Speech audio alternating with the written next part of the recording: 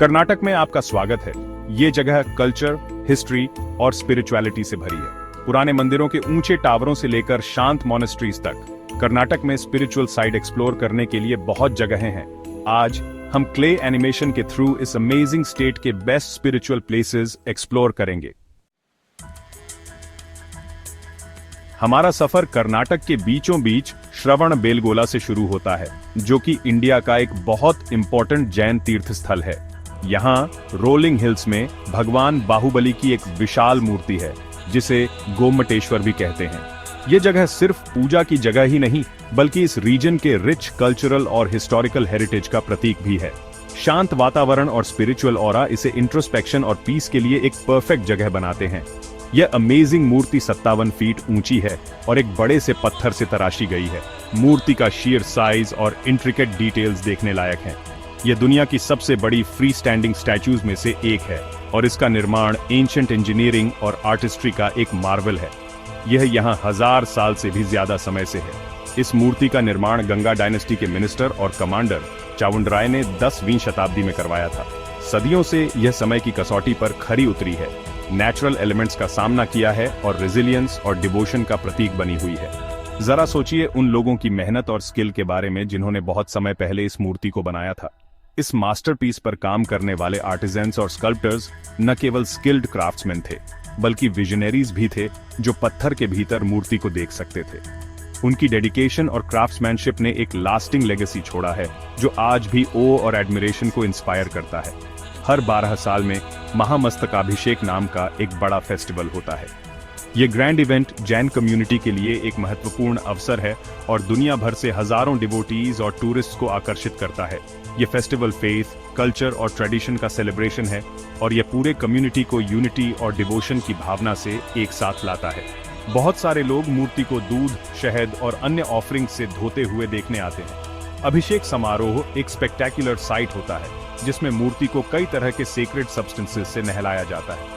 ऐसा माना जाता है कि यह रिचुअल आत्मा को शुद्ध करता है और डिवोटीज को आशीर्वाद देता है। यह फेस्टिवल केवल एक रिलीजियस इवेंट ही नहीं, बल्कि एक कल्चरल एक्सट्रावेगेंजा भी है, जिसमें म्यूजिक, डांस और कई अन्य परफॉर्मेंसेस फेस्टिव एटमॉस्फेयर को बढ़ाते हैं। हमारा अगला पड़ाव तटीय शहर उडुपी है, जो प्रसिद्ध उडुपी श्री कृष्ण मंदिर का घर है। कर्नाटक के सरीन कोस्टलाइन के पास बसा यह शहर न केवल एक स्पिरिचुअल हेवन है, बल्कि रिच कल्चरल हेरिटेज का स्थान भी है। भगवान कृष्ण को समर्पित यह मंदिर डिवोशन और ट्रेडिशन का प्रतीक है, जो दुनिया भर से पिलग्रिम्स और टूरिस्ट्स को आकर्षित करता है। यह मंदिर हिंदूज के लिए बहुत स्पेशल है। इसे कर्नाटक के साथ मुक्ति स्थलों या मोक्ष के स्थानों में से एक माना जाता है। मंदिर का इतिहास 13वीं शताब्दी का है और यह संत माधवाचार्य के जीवन से जुड़ा हुआ है, जिनके बारे में कहा जाता है कि उन्होंने इस मंदिर की स्थापना की थी। यहाँ भगवान कृष्ण की मूर्ति को ज्वेल्स से सजाया जाता है और आप इसे एक छोटी सी विंडो से देखते हैं। इस यूनिक फीचर को कनकन किंडी के नाम से जाना जाता है, जो एक छोटा सा पीप होल है जिसके जरिए डिवोटीज भगवान की एक झलक पा सकते हैं।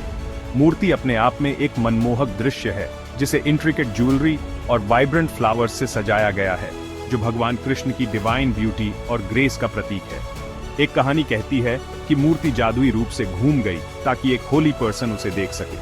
कथा के अनुसार कनकदास, एक डिवाउट कवि और संत, को उनकी लोअर कास्ट के कारण मंदिर में प्रवेश करने से मना कर दिया गया था। उन्होंने बाहर फर्वेंटली प्रार्थना की और चमत्कारिक रूप से भगवान कृष्ण की मूर्ति उनके सामने घूम गई, जिससे उन्हें पीप होल के माध्यम से एक डिवाइन दर्शन प्राप्त हुआ। इस घटना को डिवाइन की इंक्लूसिविटी और कंपैशन के प्रमाण के रूप में मनाया जाता है।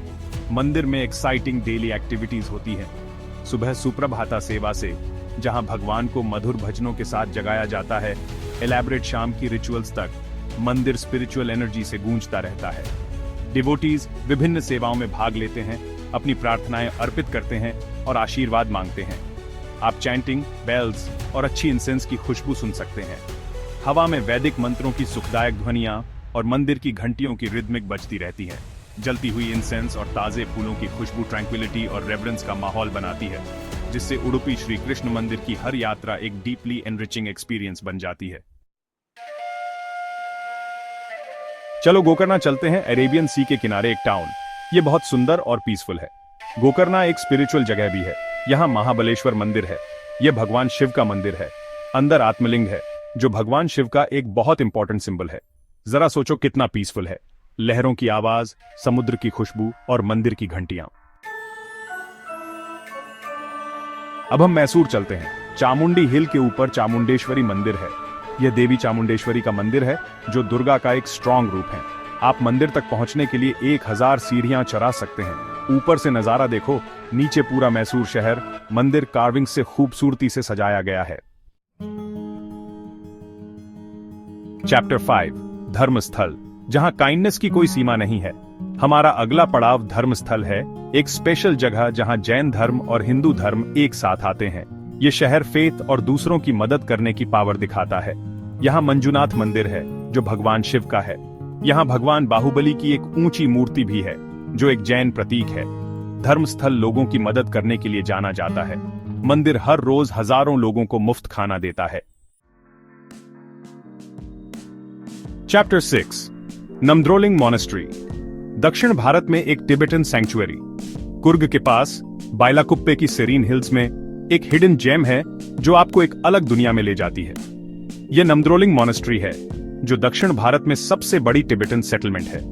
अब हम कुर्ग के पास बाइलाकुप्पे की शांत पहाड़ियों में चलते हैं। यह पिक्चरस्क लैंडस्केप एक वाइब्रेंट टिबेटन कम्युनिटी का घर है जो इंडियन और टिबेटन कल्चर्स का यूनिक ब्लेंड प्रदान करता है।